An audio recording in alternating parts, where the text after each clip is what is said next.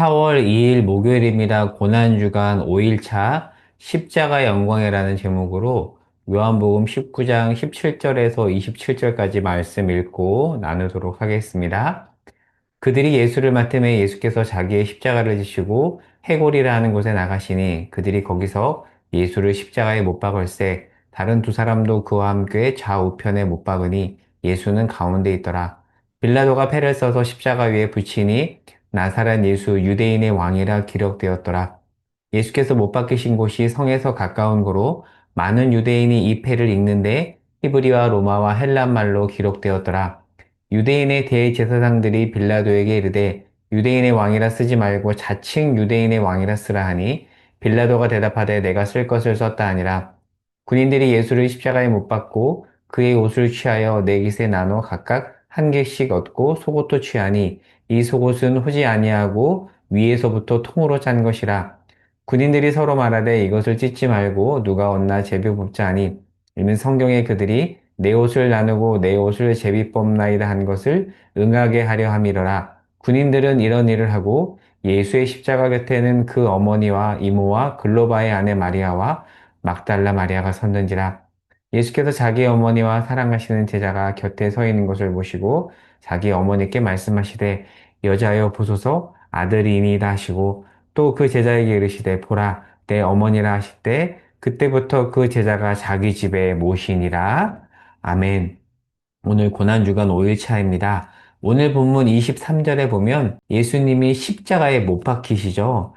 십자가 형벌은 로마 사회에서 가장 수치스럽고 잔인한 형벌이었습니다. 그래서 키케로라는 로마 학자는 이렇게 말을 해요. 들어보세요. 이 십자가형은 가장 잔인하고 끔찍하며 적합한 말이 없기에 어떤 말로도 묘사할 수 없는 형벌이다라고 말했어요. 그래서 로마 시민권자는 아무리 중죄를 지어도 십자가형만큼은 면제했습니다. 참수형보다 더 잔인한 게 십자가 형벌이었거든요.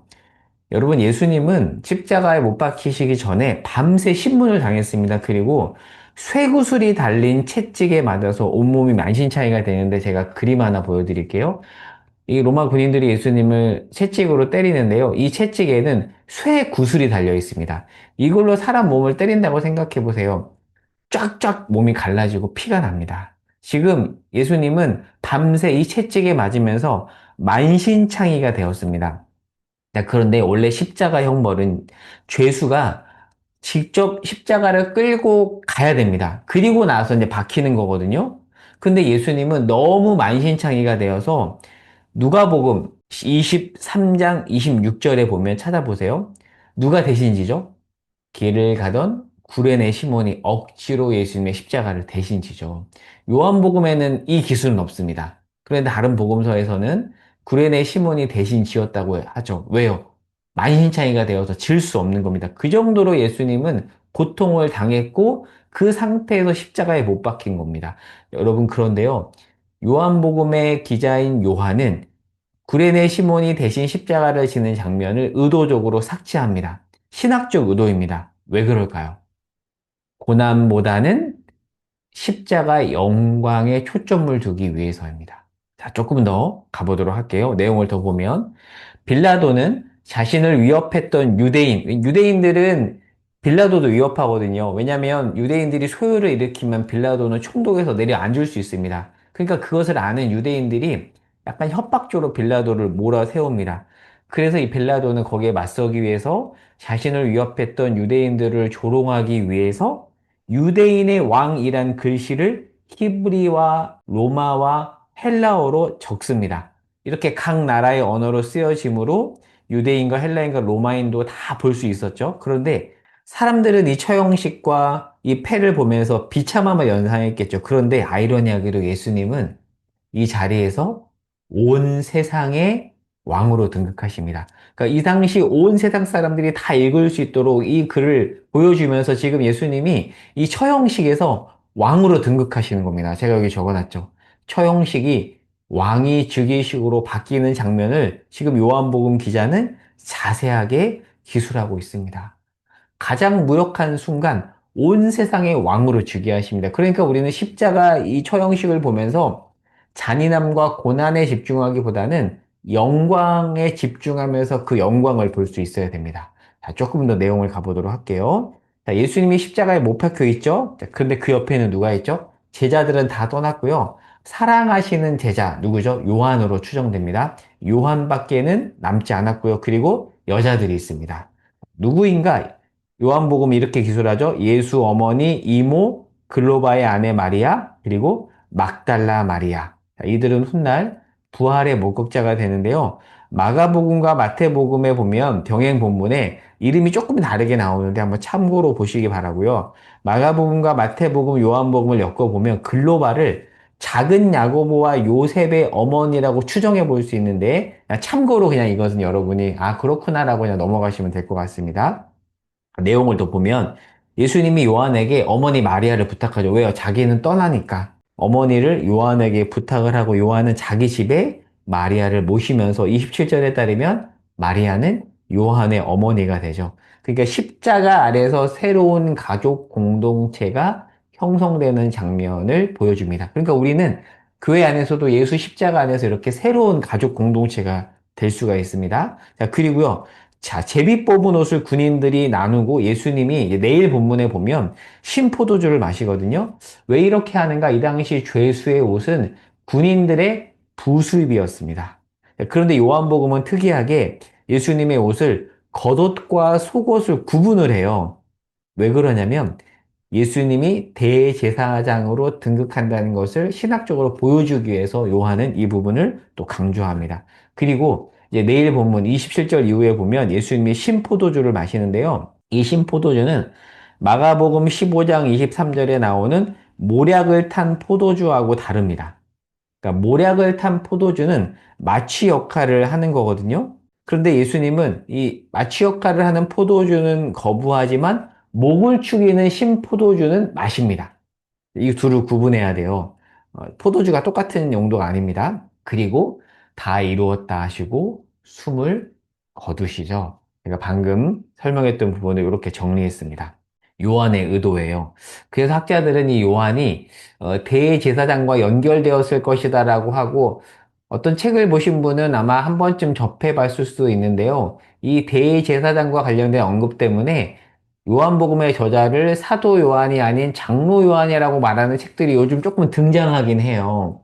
근데 요거는 복잡한 신학적 논쟁이니까 아 그렇구나 정도만 참고하시고 궁금하신 분들은 따로 저에게 물어보시면 제가 이 부분은 설명을 드리도록 하겠습니다.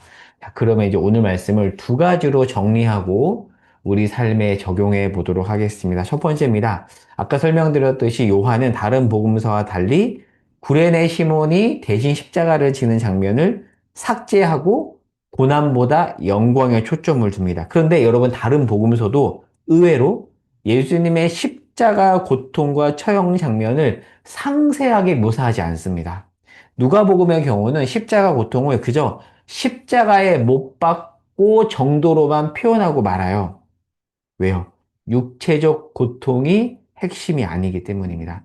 제가 이 부분 한번 주일 설교 때 자세히 설명드리기도 할 텐데요. 여러분, 우리는 이 멜 깁슨의 너무 리얼하게 그려낸 패션 오브 크라이스트 때문에 십자가의 고통에 너무 초점을 둡니다. 너무 잔인하죠. 사실 극사실주의 영화입니다. 그래서 사실은 19금 영화예요. 너무 잔인하니까 안 보여드릴게요. 이 패션 오브 크라이스트는 극사실주의, 그러니까 주관을 배제하고 극명한 사실주의적 화면을 구성한 극사실주의적 영화인데요. 여러분, 이 영화를 비평해 보자면, 고난을 리얼하게 묘사했을지 모르지만, 예수의 삶에 대해서는 리얼하게 그려내지 못했습니다. 그런 부정적인 평가를 합니다. 여러분, 고통이 핵심이 아니에요. 그냥 고통을 리얼하게 드러내는 게 핵심이 아닌데, 이 영화는 너무 그쪽에 초점을 둬서 저는 좀 아쉽다고 봅니다. 그래서 고난주간에 볼만한 영화로서 저는 개인적으로 패션 오브 크라이스트를 추천하지 않습니다. 고통이 핵심이 아니거든요. 예수의 삶과 그리고 십자가 영광이 핵심입니다. 그런데 너무 잔인한 고통만 리얼하게 그려내는데 이 영화는 초점을 두지만 여러분 성경은 거기에 초점을 두지 않습니다. 무엇이 핵심이라고요? 요한 신학에 따르면 영광이 핵심입니다. 두 번째입니다. 요한은 이 십자가 처형식을 왕위 즉위식으로 묘사합니다. 그래서 온 나라 사람들이 각 나라 언어로 예수님이 왕이라는 걸 보잖아요. 예수님 어떤 분이죠? 칼과 힘으로 로마의 방식으로 왕에 오르지 않고요. 가장 무력하고 수치스러운 십자가로 온 세상의 왕으로 등극하셨고요. 그게 성경이 말하는 영광입니다. 고난주간 5일차인데요. 기독교에서 십자가를 잃어버리면 아무것도 아닙니다. 그런데 그 십자가는 패션 오브 크라이스트가 말하는 것처럼 리얼한 고난이 핵심이 아니라 영광이 핵심입니다. 오늘 설교 제목이 뭐죠? 십자가 영광입니다. 여러분, 십자가는 영광입니다. 우리가 십자가를 지는 삶, 말처럼 우리가 찬양에서 부르는 것처럼 그렇게 낭만적이지 않습니다. 그러나 그게 영광이라고 말합니다. 십자가가 영광이다. 라는 이 제목에 담긴 무게를 오늘 하루, 고난주간 5일차 우리 삶에 담아낼 수 있기를 소망합니다. 찬양만 부르고 머리로만 이해하는 것을 넘어서 우리 삶에 담아내고 저는 우리 교회가 그 십자가 영광을 추구하고 십자가 영광을 담아내는 교회가 되기를 기도하거든요. 이것을 위해서도 함께 기도해 주시기 바랍니다. 기도하겠습니다. 주님, 십자가 고난이 영광이라고 말씀하시니 우리 마음속에서는 받아들이고 싶지 않지만 주님 받아들이게 하시고 그 고난의 영광을 함께 감당하게 하옵소서. 주님, 우리를 그 자리로 부르시니 그 자리로 가게 하시고 갈 수 있는 힘도 허락하여 주옵소서. 예수님의 이름으로 기도합니다. 아멘.